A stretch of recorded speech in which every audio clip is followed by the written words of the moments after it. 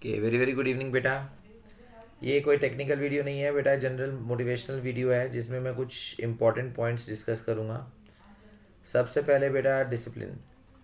तो डिसिप्लिन जो है बेटा वो ये रहता है कि डे टू डे लाइफ में जिस तरह से हम खुद को कैरी आउट करते हैं, मतलब जो हमारा डेली रूटीन होता है, डेली रूटीन, राइट। हम कितने बजे उठते हैं, टाइम टू वेक अप, ठीक है। फॉर एग्ज़ाम्पल हमने सपोज़ मान लिया कि हम 7 बजे के आसपास उठ रहे हैं। उसके बाद अगर मॉर्निंग बैच है तो बेटा 8:45 से 8:45 से बच्चे आ जाएंगे और 12:30 तक या 12:15 तक उनकी क्लासेस, 12:30 पे फ्री। उसके बाद आप 2 बजे तक घर पे पहुंच जाओगे, 2 PM।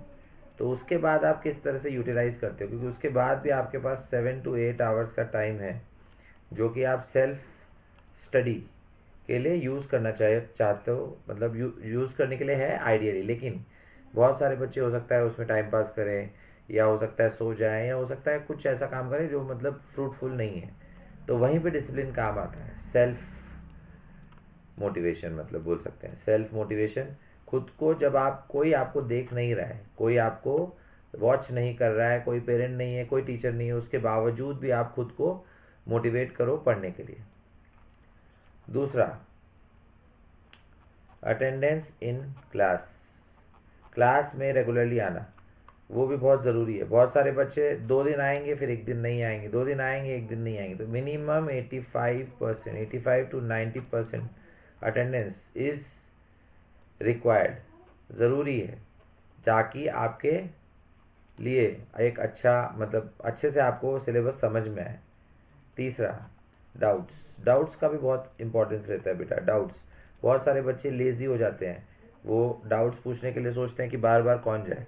तो उसके लिए मैं आपको ये रिकमेंड करूँगा कि आप, अगर आपको ऐसा लगता है तो आप एक डाउट के लिए मत आओ, आप पहले डाउट्स को कलेक्ट करो। 10 से 15 डाउट्स को एक ग्रुप बनाओ, मतलब ऐसे एक डाउट आया, फिर आपने आगे सॉल्व किया, फिर कुछ टाइम के बाद दूसरा डाउट आया, फिर तीसरा डाउट हुआ, ऐसे 10 से 15 डाउट हो तो उनको आप सर्कल करते जाओ। और फिर जब हो जाए फिर आप टीचर के पास जाओ, ठीक है। टीचर के पास भी अगर जब जाने से पहले आप चाहो तो उनको मैसेज कर दो, ताकि उनको पता चल जाए। हो सकता है कि कभी कभी आप गए और टीचर अवेलेबल नहीं मिला तो आप का टाइम वेस्ट होगा। तो जाने से पहले टीचर को आप मैसेज करो या पूछो कि सर आप अवेलेबल हैं क्या। Message the teacher before going to faculty room, ठीक है। उनसे पहले मैसेज करो, अगर वो अवेलेबल है तो वहाँ से जाके उनको डाउट पूछ लो, ठीक है। अगर, क्योंकि अदरवाइज आपका टाइम वेस्ट होगा। तो डाउट्स का भी एक इम्पॉर्टेंट फैक्टर है। चौथा, बैकलॉग रिवीजन। बैकलॉग रिवीजन, अगर आपको ऐसा कन्फ्यूजन होता है कि जैसे संडे को टेस्ट आने वाला है, तो संडे को आपका टेस्ट है जिसमें जो चैप्टर आ रहा है वो चैप्टर से अलग है जो क्लास में पढ़ाया जा रहा है।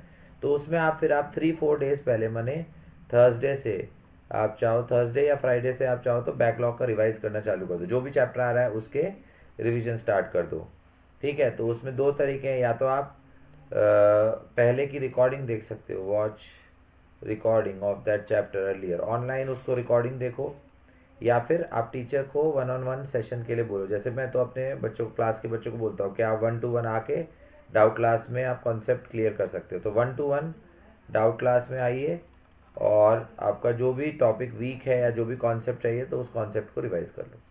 तो ये 2 तरीके से आप बैकलॉग को रिवाइज कर सकते हो, लेकिन उसके लिए आपको एक्स्ट्रा एफर्ट लेने ही पड़ेंगे।